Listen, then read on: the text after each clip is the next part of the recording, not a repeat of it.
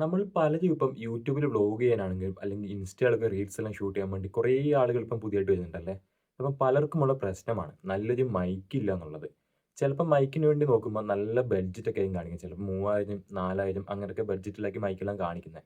അപ്പോൾ പലരും നോക്കുന്ന കാര്യം ചെറിയ പൈസയ്ക്ക് നല്ലൊരു മൈക്ക് കിട്ടുമെന്നാണ്. വയർലെസ് മൈക്കെല്ലാം. അപ്പോൾ എൻ്റെ കയ്യിലുള്ള മൈക്ക് ഇതാ. ഇതെന്നാലോടെ വയർലെസ് മൈക്കാണ് എൻ്റെ കയ്യിൽ കാണുന്നത്. ഞാനിപ്പോൾ ഇത് മേടിച്ചിട്ട് ഏകദേശം 2 ആഴ്ചയോളം ഉപയോഗിക്കുന്നുണ്ട് കേട്ടോ. എനിക്കെന്തായാലും ഇഷ്ടപ്പെട്ടു. ഞാൻ ഫ്ലിപ്കാർട്ടിൽ നിന്ന് വാങ്ങിയ റേറ്റ് 1200 രൂപയ്ക്കാണ് വാങ്ങിയേക്കുന്നത്. 1 ഇയർ വാറന്റി നമുക്കിതിൽ കമ്പനി കാണിക്കുന്നുണ്ട്. കിട്ടുമോ ഇല്ലയോ എന്നുള്ള കാര്യം എനിക്കറിയത്തില്ല കേട്ടോ. പിന്നെ ഇതാണ്ട് ഇതിലിപ്പം വന്നേക്കുന്നത് 2 മൈക്കുണ്ട്. പിന്നെ നമ്മുടെ ഫോണിൽ കുത്താനുള്ള ഒരു അഡാപ്റ്ററിൻ്റെ ഇതുമുണ്ട്. പിന്നെ ഇത് സിംഗിൾ മൈക്കായിട്ട് കിട്ടും കേട്ടോ. അതിനാകുമ്പോൾ റേറ്റ് കുറവുണ്ട്. എത്ര 800, 850 രൂപ അങ്ങനെ എന്തോ വരുന്നുള്ളൂ. ഇതിപ്പോൾ ഞാനിപ്പോൾ നിങ്ങളോട് സംസാരിക്കുന്നത് എൻ്റെ ഫോണിലെ റെക്കോർഡിങ്ങാണ് സംസാരിക്കുന്നത്. ഇനിയിപ്പോൾ ഞാൻ ഈ മൈക്കൊന്ന് സെറ്റാക്കിയിട്ട് മിണ്ടി നോക്കാം. അപ്പോൾ നിങ്ങൾക്ക് സൗണ്ട് വ്യത്യാസം എങ്ങനെയുണ്ടെന്ന് മനസ്സിലാക്കാൻ പറ്റുമല്ലോ.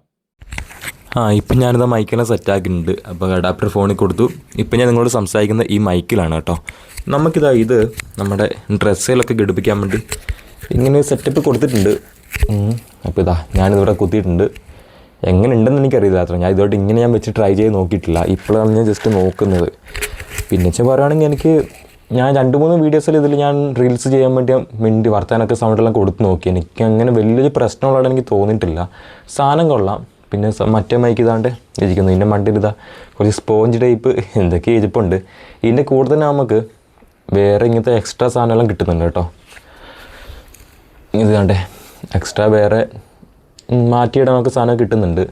പിന്നൊരു വാറണ്ടി കാർഡ്, പിന്നെ ചാർജിങ് ചെയ്യാനുള്ള കേബിള്, അഡാപ്റ്റർ കേബിൾ കിട്ടുന്നുണ്ടല്ലോ.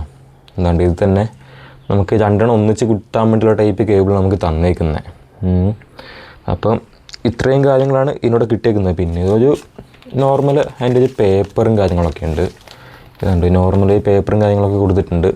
ഡീറ്റെയിൽസ് എല്ലാം ഇതിനകത്ത് കുറച്ച് വായിക്കാൻ കിട്ടുന്നുണ്ട്.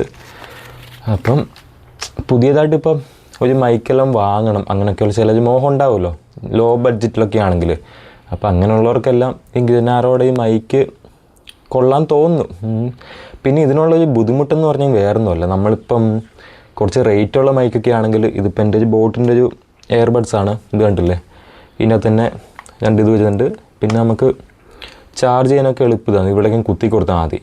ഇതിന് വന്ന പ്രശ്നം വെച്ചെങ്കിൽ നമ്മളിതെല്ലാം സെപ്പറേറ്റ് ഇതിപ്പം മൈക്ക് കണ്ടില്ലേ, ഈ ഒരു മൈക്ക് സെപ്പറേറ്റ് ചാർജ് ചെയ്യണം, ഇത് സെപ്പറേറ്റ് ചാർജ് ചെയ്യണം. അത് ഇങ്ങനത്തെ ഒരു ചാർജിങ്ങിൻ്റെ സെറ്റപ്പ് നമുക്ക് ഇതിൽ ഇങ്ങനെ കിട്ടുവാണെങ്കിൽ നല്ല ഉപകാരമാണ്. അപ്പം ഇങ്ങനത്തെ സംഭവം ഇതേപോലത്തെ മൈക്ക് 1800 ആ റേറ്റിന് എന്തോ ഫ്ലിപ്കാർട്ടിൽ കിടപ്പുണ്ടെന്ന് എനിക്ക് തോന്നുന്നു കേട്ടോ. അങ്ങനെന്തോ ഞാൻ ഇടയ്ക്ക് നോക്കിയപ്പോൾ ഞാൻ കണ്ടായിരുന്നു.